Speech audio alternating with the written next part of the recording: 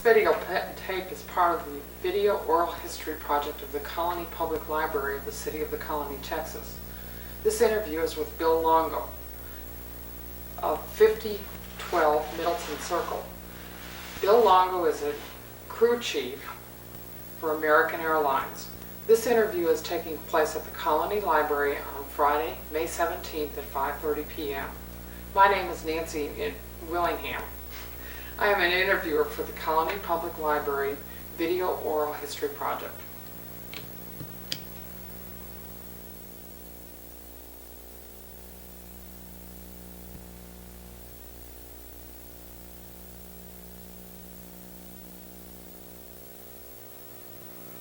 Bill, will you please state your name and tell us something about your background, such as where you have lived, when you were born, where you grew up, and the places that you have lived? Well, I was born in Dayton, Ohio, April 18th, 1928. I lived in Dayton, Ohio for a few years after I was born. And somehow or another, my mother went to New York City. And of course I followed her. So my education was mainly in New York City. At the age of 16 and a half, in the year 1944, I joined the Merchant Marine, and I spent 20 years in the Merchant Marine, plus 2 years in the Army. When I retired from the Merchant Marine in 1966, I decided to go to work for an airline company, and I picked American Airlines. And I've been employed by American Airlines for 19 years. Next June will be my 20th year with American. And I've been a crew chief for about 12 years with American, and that job entails turning aircraft around on the line when it arrives at the gate and try to get them out on schedule. Thank you, Bill. Can you tell us about your family? My present family? Mm-hmm. Well, I have a wife. His name is Ida. I have 2 children. The oldest boy is Andrew. He's a police officer in the colony. My youngest son is William. He's a fireman in Douglasville, Georgia. And I have a daughter. Her name is Valerie. She's going to Marcus High, and she's 16. What prompted you to choose the colony as a place to live? Well, back in 1974, when I was stationed at LaGuardia Airport for American Airlines, the job pressure started to get to me, and I had to make a decision whether to find a new job or a new city. And since Dallas-Fort Worth Regional Airport was coming on the line, I decided to come on down to Texas and check it out. I've been to Texas before, but mainly along the Gulf Coast, such as Beaumont, Port Arthur, Galveston, Houston, so I had an idea what Texas was. I flew here into Dallas in '74. I spent 2 days driving around the Metroplex area, and I fell in love with the northern part of Dallas. And when I purchased my home here in the colony, there was really no models. There was nothing. And I signed the contract not even knowing the price of the home. And my wife almost killed me for that when I flew on back to New York. Said I bought a house, but I don't know how much I paid for it. And about 2 months after the colony was officially open, the salesman sent me a new contract and told me what it was going to cost me to purchase the house. And it wasn't as bad as I thought it was. But I mean, that's really a heck of a way to buy a house, sign a contract, not even know what the price of the house was. So you were literally one of the first people in the colony. I believe I was. I believe I bought the first house, but I was not the first family to move in here. My family moved in about 8 months after the first family started to come into the colony. Bill, share with us how many years you've been in the colony. Well, my family came here in March of '75, and I came down here at the end of '75, so I've been here about almost 10 years now.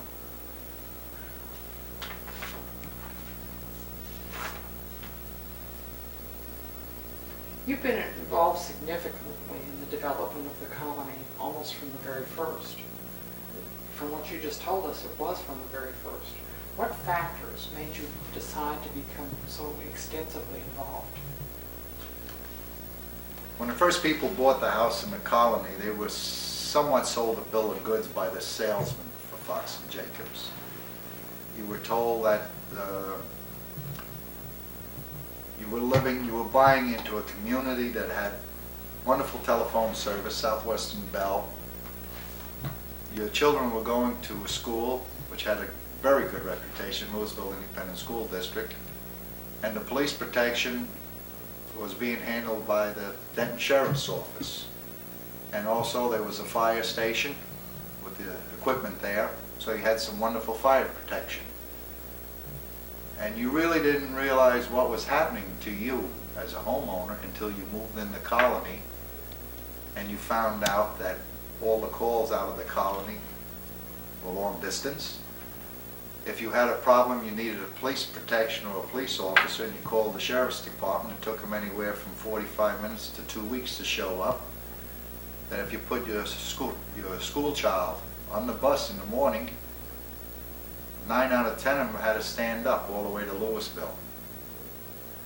And then also the fire department, and when I say the fire department, I'm talking about the first fire station, which we know as the barn. The trucks were there. There were 4 helmets, 4 bunker coats, and 4 pair of boots. But no firemen that were trained because the fire protection was coming from Frisco at that time. They had made an arrangement with Fox and Jacobs that they would supply fire protection to the colony. The Homeowners Association, realizing that we needed fire protection, their first project was really to get the volunteer fire department in operation. And we had to raise money for equipment. And we also had to have the people trained. And they were trained by the Frisco Fire Department. But it was up to the colony homeowners to find the money for the insurance, gasoline, and more equipment, such as bunker coats, helmets, and boots. And I got involved in the fire department mainly as a fundraiser.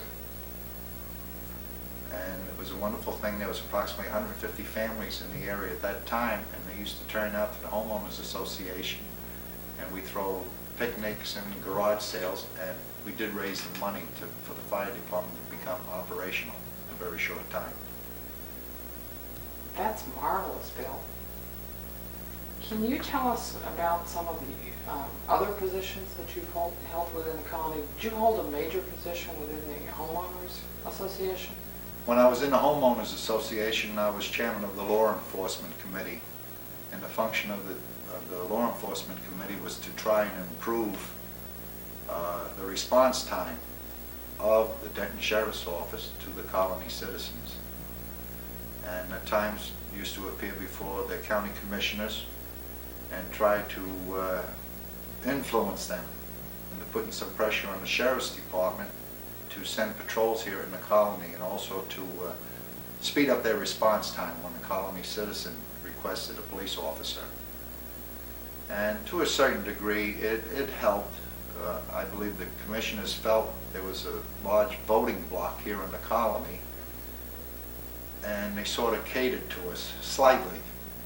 The sheriff at that time, I believe his name was Wally Barnes, he did request his patrol officer to come down here more frequently than it was before, as far as the sheriff making a patrol through here. So law enforcement did pick up slightly. So you did start to get better response time then? Yes.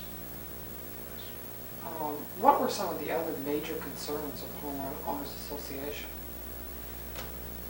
The residents that belong to the Homeowners Association, their major concerns, believe it or not, was animal control and police protection. Those were really the 2 major items. They wanted better police protection because most of the people that lived in the colony, their husbands were transit, so to speak. They were in sales or in the airline industry, so the husbands were out of the city and the wives were alone here, and their main fear was crime. And they wanted to have decent police protection. And the other problem was with animal control. We had dogs, cats, squirrels, skunks, rabbits, cows running all over the colony. And they did create a problem here. So whenever you went to a homeowners association meeting, and most of the people that attended, out of 150 families, we used to draw or attract a crowd of maybe from 50 to 100. And you would always hear the same complaint. There's something the matter with the sheriff's department, or the cats and the dogs are getting out of hand. And once in a while some people would complain about the lack of trees, but mainly it was the police protection and animal problem. There was some special concerns about the law enforcement, and was there a law enforcement committee set up? Before we became a city, or after? Before you became a city. Well, before, when we were a city, before we were a city, the only committee was the one I chaired. That amounted to about 3 people. And there wasn't really much that we could do except go before the county commissioner and say we have a problem. And stop over and see the sheriff. And the sheriff had his problems because he didn't have enough deputies or police cars. And it's a large area for, at that time, it was a large area for the Denton Sheriff's Department to cover. So it was kind of hard to really do anything about police protection, although we did reach an agreement with the Department of Public Safety that on a major crime, they would dispatch a DPS officer in the colony. Otherwise, it was just up to the Sheriff's Department from then. What were some of the various positions that you have held within in the colony and the approximate dates that you held those? Well, from 75 until 78, I was really Director of Civil Defense. And 77, when the homeowners decided to investigate the feasibility of becoming a city, I was a member of the committee to study the facts of whether we should incorporate or not, and that committee consists of 10 people. In 78, I ran for mayor after the first mayor resigned after 8 months. I served 1 year as mayor. When my term was up, I ran for city council. I served 2 years as a city council person, and then because of the tax revolt, when I ran again, I was defeated because I supported the tax increase. After I was defeated for the city council, director of the utility district, a gentleman by the name of Wes Gray, passed away, and the directors of the utility district appointed me to the board. I served almost a full term with the district. Then I decided to run for mayor again, and I was defeated. A year later, I ran for the municipal utility district again. I was elected, and I've been serving on the utility district.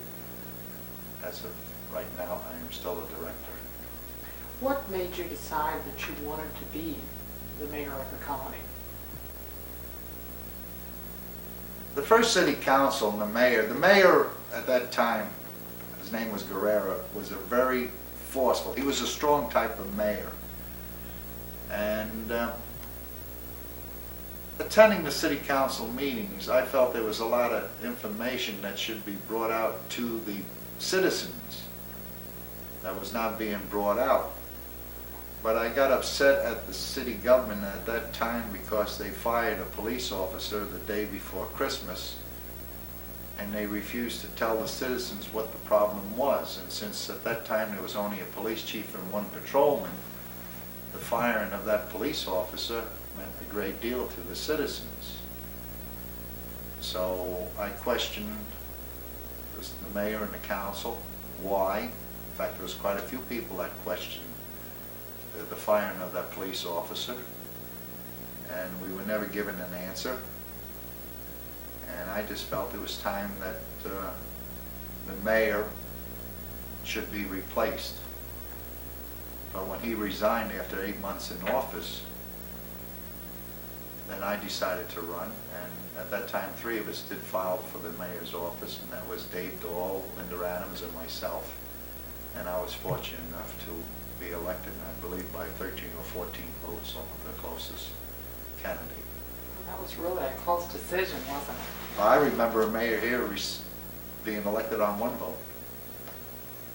Was that? Turner, Richard Turner. I think the vote was 200 for his opponent, he received 201. So he received the position of mayor on a one vote. And they always say our votes don't count, That's right? where the votes do count. There have been a lot of controversial events that have occurred with the city government. While you were mayor, while you were city council, you've touched on a few of them, but can we discuss a few of the others? Why not? The fire chief, I believe he resigned. Chuck Kimberling? Mhm. Yes. Chuck Kimberling resigned at a city council meeting. This was when I was a city councilman, because he felt I was interfering in the fire department. Really, from day one, Chuck and I had problems in dealing with each other, in dealing how the fire department should be started, how it should be operated. And so I believe that Chuck really had no love for me, and I didn't have any love for Chuck, because I felt he was not doing the job he should be doing as fire chief, even though it was a volunteer fire department. But there was some controversy at times with Chuck and his fire department, such as the fire trucks not responding to emergency calls or getting lost. And when I questioned Chuck about it, especially when I was mayor, Chuck had taken a position that I had no business questioning him. And my response to him was that as long as I was mayor of the city and I was running the city as the chief executive officer, I had all the right in the world to question what was being done as far as providing proper fire and medical protection to the citizens of the colony. So Chuck, the more I think of it, Chuck was a good chief. He'd done a lot for the fire department, he'd done a lot for the city of the colony from day one. And in a way, sometimes I'm sorry the way we got along. But it's done, and that's it. Personalities sometimes do enter into it. Yes. The police chief, you were mentioning that there was a firing of a police chief. Was there also a resignation of a police chief? Well, Beltran was the first firing of the police chief, and I remember that well because on my 20th wedding anniversary, I was sitting up at City Hall at 4 o'clock in the morning, and my wife was at home waiting for me to come home. But I had some problems with the way the police department was operating when we became a city under Guerrero's leadership as mayor and that council that sat in office. I didn't like the unmarked cars. I didn't like the idea that a police officer was walking around in a sports jacket instead of a police uniform.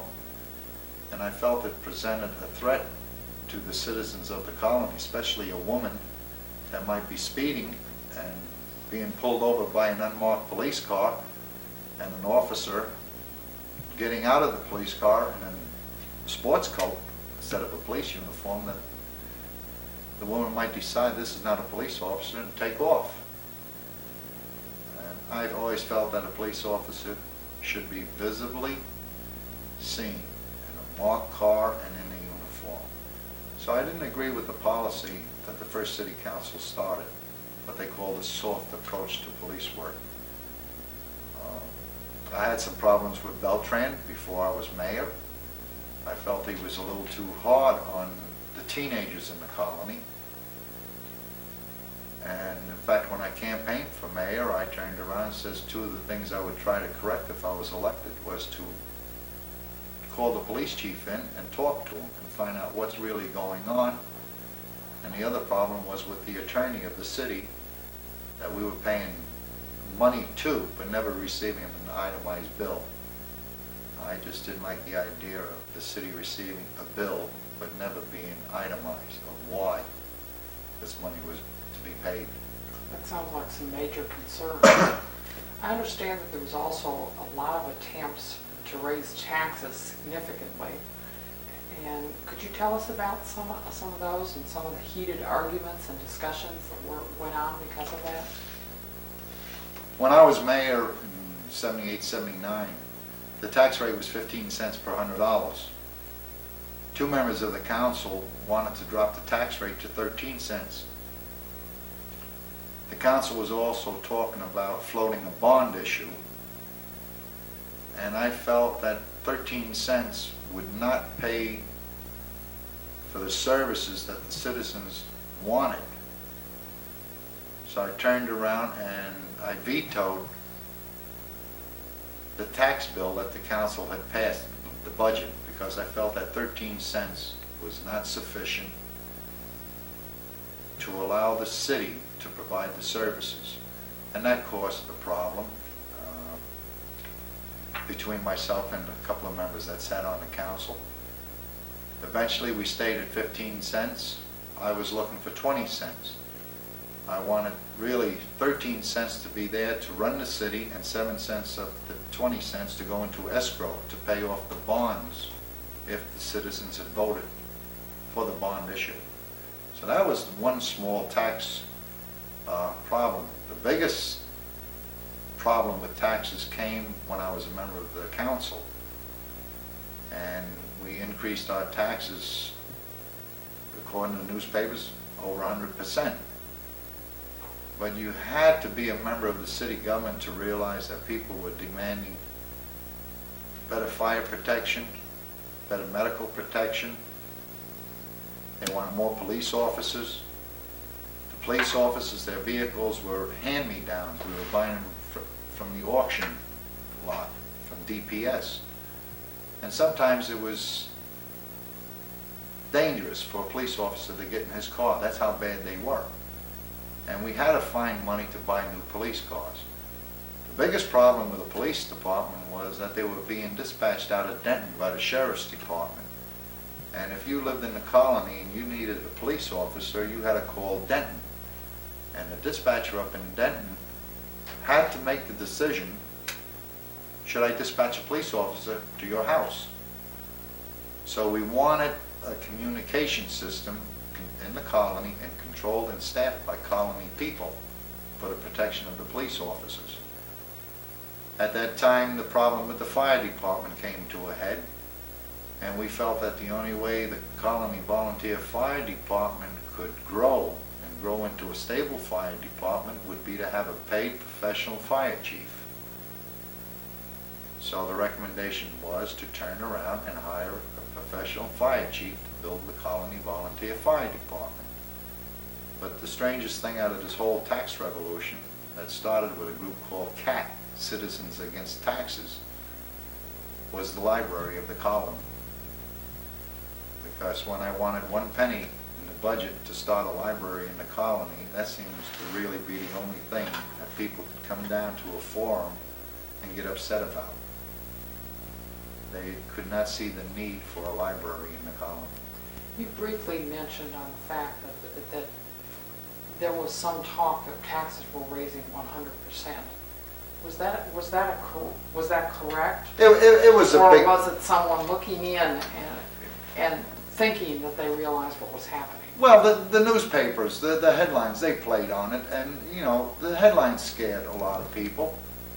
But what really hurt was that the council held at least 13 work sessions to discuss the new budget, and no one showed up during these 13 sessions and turned around and complained about, hey, why are you doing this? Until the night approached when we were going to set the tax rate. And then all hell broke loose. I mean, these people, they called TV stations in Dallas, and they came out with their cameras. It really became somewhat of a sideshow, and it was a very emotional issue.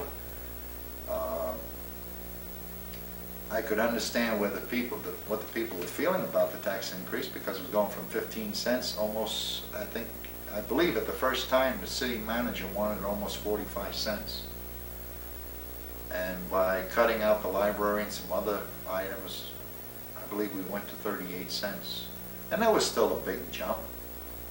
but it was for services that were important to the colony. And as a so-called politician, I realized I was committing suicide, political suicide, for supporting a tax increase. But in all consciousness, I had to support it. I realized the police department needed the communication system. And I also knew that the Colony Volunteer Fire Department needed a fire chief, a professional person to build it up and hold it and make it grow better. And I'm sorry, that all cost money. Were there any other controversial issues that have happened in your terms of office? No, after the cat revolution, that finished my career in city government, because I was always known as the person who went for a large tax increase, and it was kind of hard to live down. So, and then I was burnt out too, really. I was sort of disgusted at the whole process, and I didn't have my heart in it. You had mentioned that you were instrumental in developing the library in the colony. Can you tell us why you thought that was so important?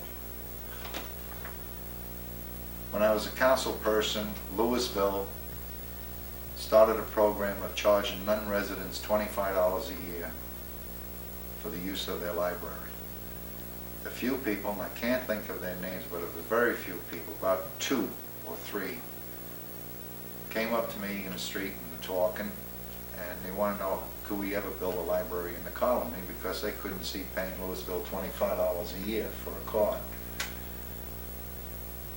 And I started to look around, and I went up to Denton, to the library in Denton, and the lady up there was very helpful, and she told me the best way to start a library was to start an organization known as Friends of the Library.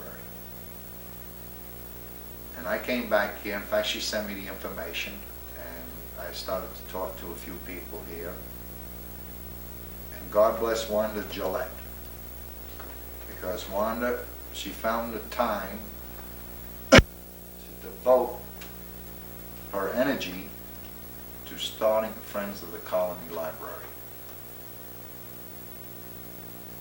I think it's really, I might have given Wanda the paperwork that was needed, but it was really Wanda Gillette's energy and dedication that started the Friends of the Colony Library, which showed the city council that there was a group here in the city that was willing to support the library.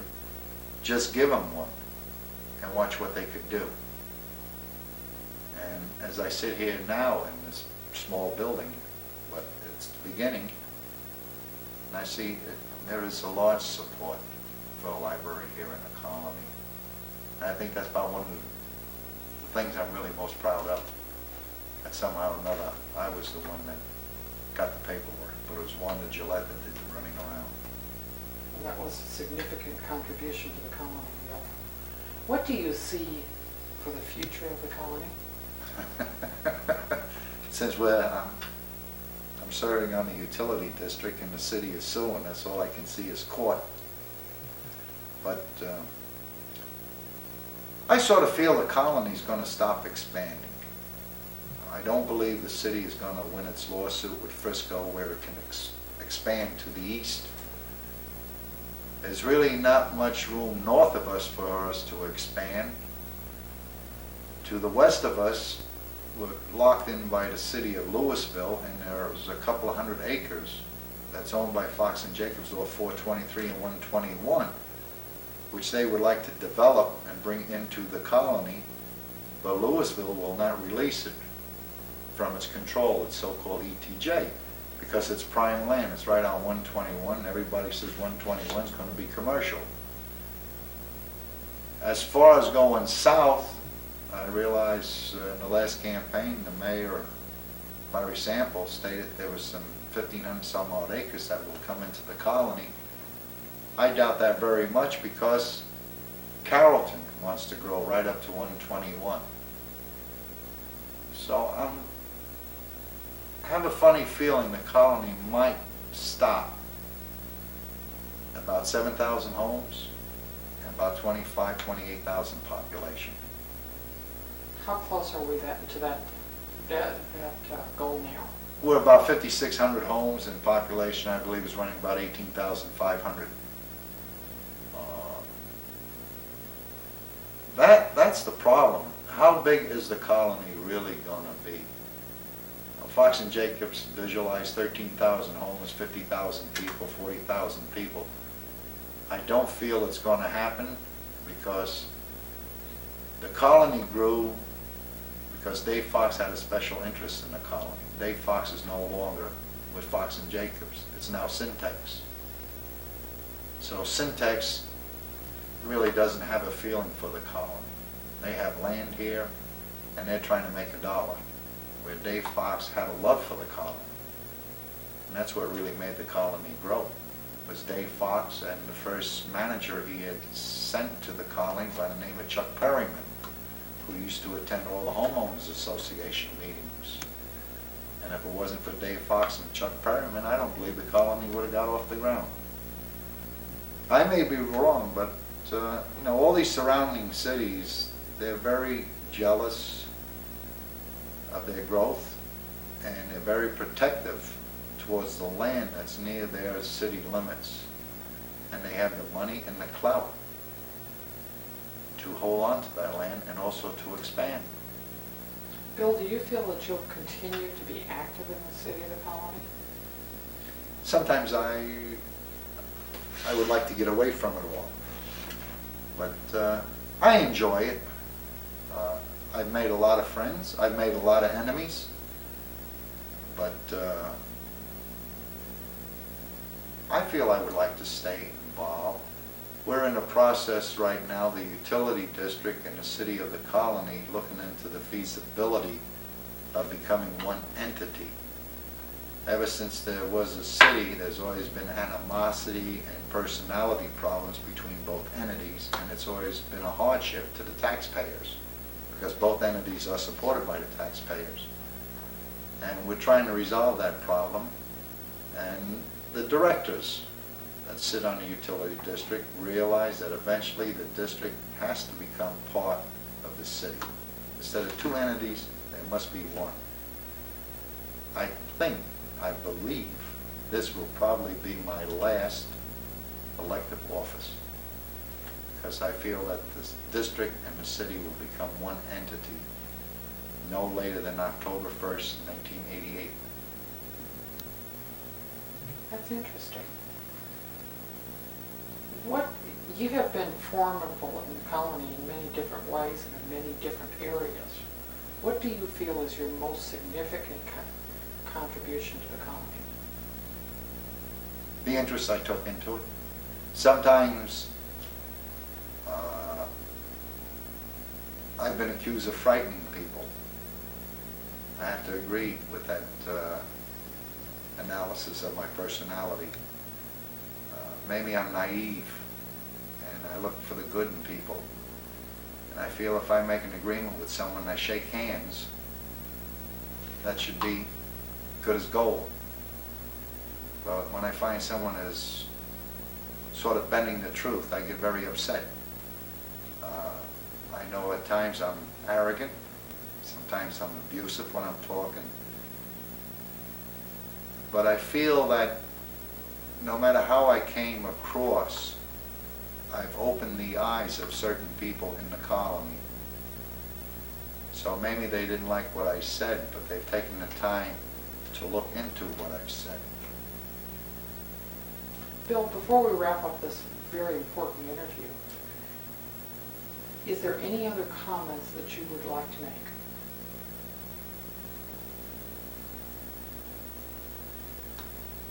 I think that anyone that takes the time to seek political office and is elected and serves, whether I agree with them or not, they should be given a vote of thanks by the citizens of the colony, because they took an interest in the city.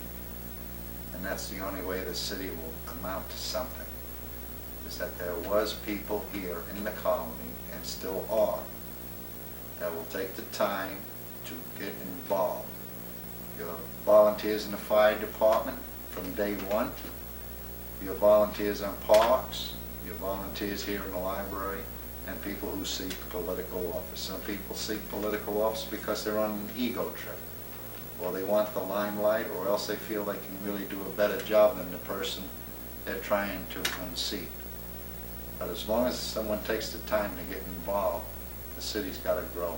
So I think those are the people you got to say thank you for taking the time to get involved with. And right or wrong, whatever I've done in my years in the colony, I feel, I've accomplished something. So I'm quite happy with myself. And that's the main thing. Bill, on that note, I would like to say thank you to you for helping to form the colony. You're welcome. Thank you for participating. And thank you also for participating in the oral history of the colony project. It's been my pleasure.